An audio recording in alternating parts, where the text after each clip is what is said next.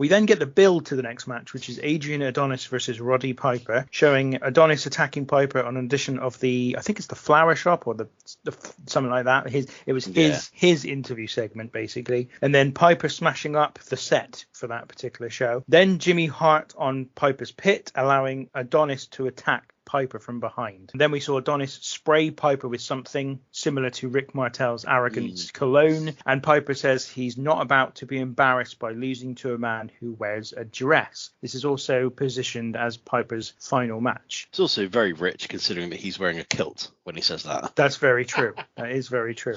The main thing I've got from this is that you see Piper smashing all the stuff up in the flower shop, and then it cuts to them having a fight in what looks like a medieval living room, which I guess must be Piper's pit. And it's very strange because it's got all the hallmarks of, a castle, like a medieval castle, but it's got carpet. It's very confusing. Nice beige blancmange covered carpet. Very, very odd. Well, obviously he wants a little bit of luxury, a little bit of comfort in his big old castle in Scotland. You need that's a bit also of transportable insulation to different studios. You need insulation, don't you? You don't want cold floor.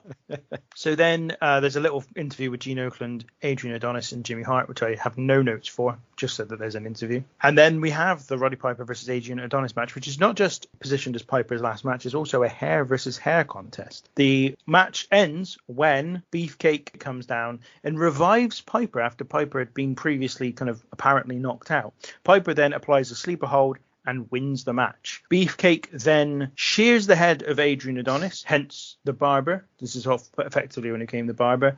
And Piper holds up a mirror for Adonis to see his own reflection. Monsoon comments, leaving in shame and disgust. After the match, a fan jumps into the ring, tries to celebrate with Roddy Piper, and then basically gets very roughly treated by the security guards who get rid of him. But Piper himself kind of embraces him. He loves it, doesn't he? Yeah, he loves it. He's absolutely loving it. So I felt quite bad for that fan.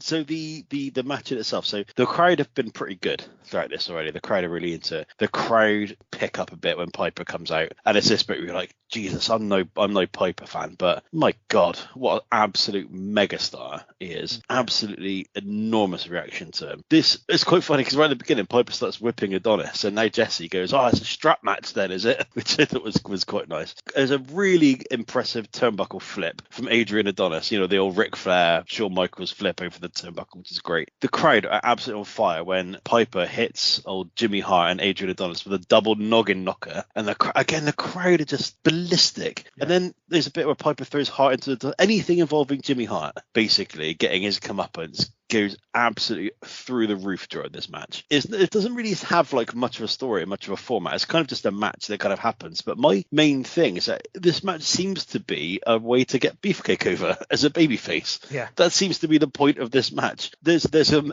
amazing spot in it which we've seen before. We've seen Austin do it famously, where he hits the top rope with a chair and hits himself in the face. Adrian Adonis does that with Clipper Claude, aka the hedge trimmers or the shears that he's got, and it is so slow and so unbelievable. It's one of the worst things I think I've ever seen in a wrestling match. I just enjoyed this match a lot because of the crowd, how much they're into it. And fair play to Adrian Adonis. He is so up for making an absolute tit of himself. And when he sees his hair after it's been sheared and Piper's got the mirror up, he goes, "What the It's absolutely amazing. And at the end of the match, old Piper leaves and an old headset man gives him a massive hug, once again making everything about himself.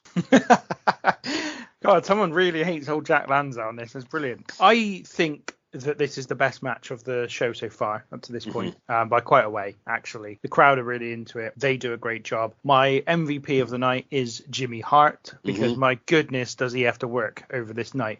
He makes this match. He is phenomenal during this match. He gets thrown all over the place. There's one bit where he and Adonis go over the top rope together in each other's arms, and I'm like, flipping out, he's properly bumping big time. He's probably bumps more than any person on this entire show during the course of this night, because this is not the only only one as well that he gets physically involved in. And as you said, every single time he gets anything done to him, the fans absolutely eat every single bit of it up, which obviously shows that he has been an absolute heat magnet to this point. Absolutely brilliant. Thought Jimmy Hart was amazing all night, to be honest. The other bit that Adrian Adonis does after losing the match and seeing his reflection is he then charges at Piper and Beefcake and misses them entirely as he charges them into the corner and goes face first into the turnbuckle as he does it, and maintains a level of rage which is so believable. I can only imagine he's actually angry because he's just brilliant. He's just properly throwing a tantrum after this match. And again, Matt, unfortunately, this is the last you'll have seen of Adonis because he's not in another WrestleMania after this, and he leaves the company not long after. Although,